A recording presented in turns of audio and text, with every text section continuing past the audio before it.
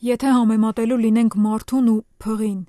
մարդը իրան փղի առաջ ինչքան անզոր ազգում, իր համար միավը այդ փիղն է, որը ծածկել է իր արևը։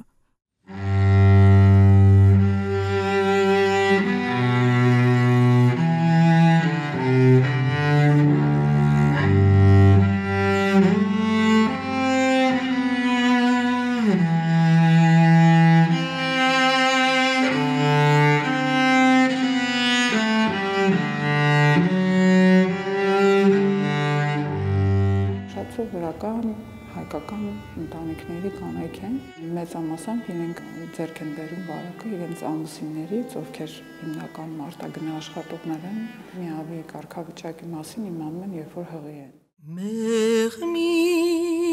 զեփյուրա իջավ մեր դուրը։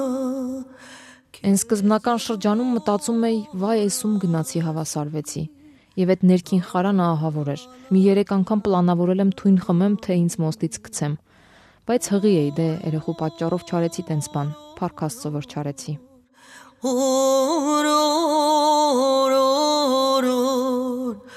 Երեխես ծնվել էր, առաջին երեխես։ Բերեցին դրեցին կարզինայի մեջ, ապակուց, թափանցիկ։ Բուժքուրը գնում գալիս է։ Ասում եմ, կարամ ձեռք տամ։ Այսինքն ես ինձ այնքան կեղտոտ էի զգում, այնքան փչացած, այնքան անպիտան, այնքան զիբիլ, որ համարում էի, որ արժանի չեմ երեխուս կպնեմ։ Աչքերդ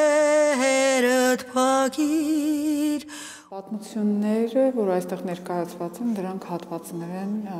տարբեր կանանց հարցազրույցներից։ Այստեղ նշված չեն ոչ անուններ, ոչ տարեթվեր, ոչ տարիք, ոչ հասցե,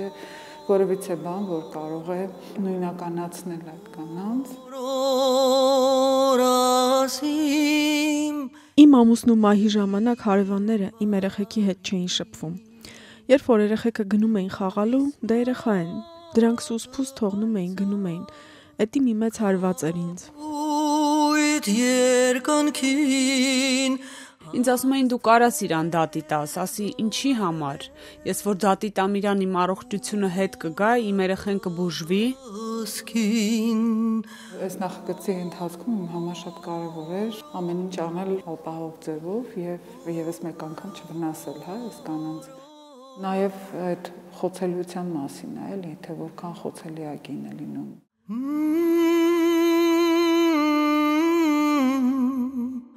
Հեռախոսս խլեց, անջատեց, ասեց նստի։ Արդեն որ տարավ, դե փոքր գյուղա ուրիշ ձև են, տարան, հետ բերին, աղջիկ չէր, որ հետ բերեցին։ Այդ բանից վախենալով հետ չեկա։ Թեկուզ որ դու գիտես, որ դու աղջիկ ես, քո կուսությունը չի վերցրել, բայց չես կարա բոլորին կանգնես, ասես, գիտեք ինչ։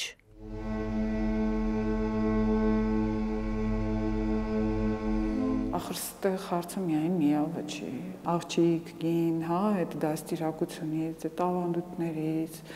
ծեսերից, կնոջ վրա դրված այդ ամբողջ պարտավորվածություններից ու նաև հասկացա, որ ամենախորը շերտը դա ամոթն է։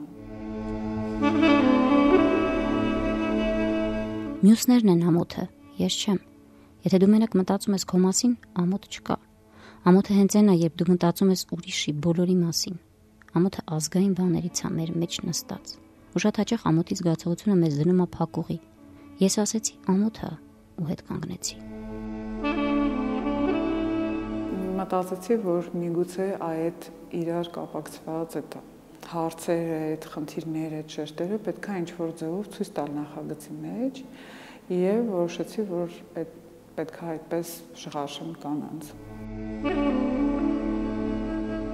Բժիշկը, որը իմ դիագնոզը ասեց, որ ախտորոշվել է, մի հատ թուղթ տվեց, որ ստորագրեմ, որ միտումնա, որ ոչ ոքի չեմ վարակի։ Կարելի էր մի քիչ հետաձգել դա, ոչ թե միանգամից այդ թուղթը դեմ տալ։ Դուրս եմ եկել, ոնց եմ ողբում միջանցքում։ Եղել է մի քանի դեպքեր, որ մենք նույնիսկ լացել ենք, հա, երկուսով։ Գույներ եւ իրեր կան, որ նախագծի մեջ կրկնվում են եւ հենց սկզբից են որոշել դա սեղանն է, կանանց դիրքն է, ձեռքերը ամենուրեք բաց են, գեղարվեստորեն է ներկայացված, բայց իրական է։ Եվ այստեղ կան այդ իրական պատմություններ եւ իրական մարդիկ են ներկա։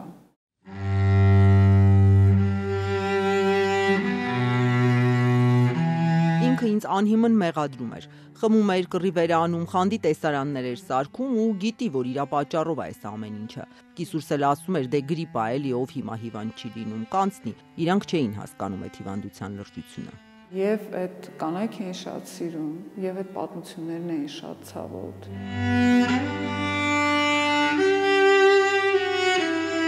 Նատուրմորտ ունեմ, որ ավելը ու կարմիր մեխակները իրար հետ եմ նկարել։ Այդ բախումը, որ անընդհատ ես ունեի, որ իմ առաջ նստած էին այդպիսի գեղեցիկ հայ կանայք, ինչքան մեծ այդ ցավը է իրանց ներսում, ինչքան երկար են իրանք այդ ցավը պահում իրանց մեջ։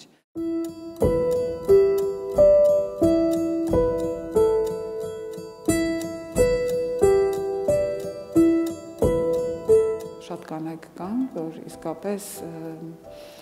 անկախ նրանից ունեն ապրում են միավոր, թե չէ, իրենք շատ լավ շարունակում են ապրել, աշխատել, առողջ երեխաներ ունենալ, ստեղծագործել, հասարակության լիարժեք անդամ են։ Եթե մենք հերթով գնանք կնոջից կին պատմությունները, կտեսնենք, որ այստեղ կա նաև շատ երիտասարդ աղջիկ ներկայացված, ով շատ փոքրուց գիտի իր կարգավիճակի մասին, բայց շատ հանգիստ է խոսում դրա մասին։ Մամայի հետ երբեք չեմ խոսացել այդ թեմաներից, որ ինքն էլ իրան վատ չզգա, թե ինչի հենց իմ հետ սենց եղավ։ Ոչ մի բան չկա, մի հատ ժամ, դեղերդ խմում ես ու վերջ, մեկ էլ պիտի պարտադիր նորմալ սնվես, որովհետև ամենակարևորը իմունիտետն է։ Միավն ինձ խանգարում է հիմնականում մենակ այն ժամանակ, երբ մտածում եմ հեռուն, որ ընտանիք պետքա կազմեմ, մենակ է դա, բայց դե մտածում եմ, որ դրանից էլ ելք կա։ Այսքան տարիներ շփվելով, լսելով, խոսելով եւ տեսնելով այդ կանանց, այն բոլոր կարծրատիպերը եւ այն բոլոր պատկերացումները, որ կար, որ բայ միավոր ոնց կարելի ապրել, բոլորը վերացել են, հա։ Շատ կարեւոր է, որ մարդիկ տեսնեն։ Իմ կարծիքով այս ցուցադրությունից հետո կարող է իրենց մոտ լինի փոփոխություն։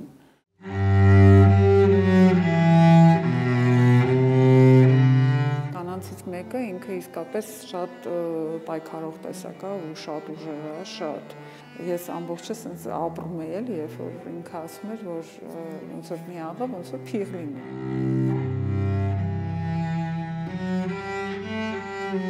Երբ որ առաջին փուլը անցավ, փիղը տեսա ու սկսեցի ուսումնասիրել իր ոտը, հետո պոչը, հետո գլուխը, հետո sense պատկերը եկավ, ամբողջացավ, ինքը սկսեց փոքրանալ։ Երբ այդ փիղը սկսեց փոքրանալ,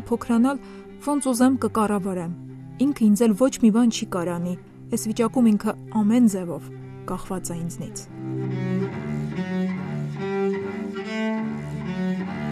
Եթե ցուցադրության դեպի ավարտը գնանք, կտեսնենք, որ Միկին եւ երիտասարդ աղջիկը արդեն շղարշված չեն։ Ես հույս ունեմ, որ կլուսանկարեմ մի կնոջ, որ իսկապես առանց շղարշի կերևա արդեն։ Այսինքն մենք որպես հասարակություն արդեն այնքան պատրաստված կլինենք, որ դա կընդունենք շատ հանգիստ եւ այդ կանայք էլ չեն վախենա։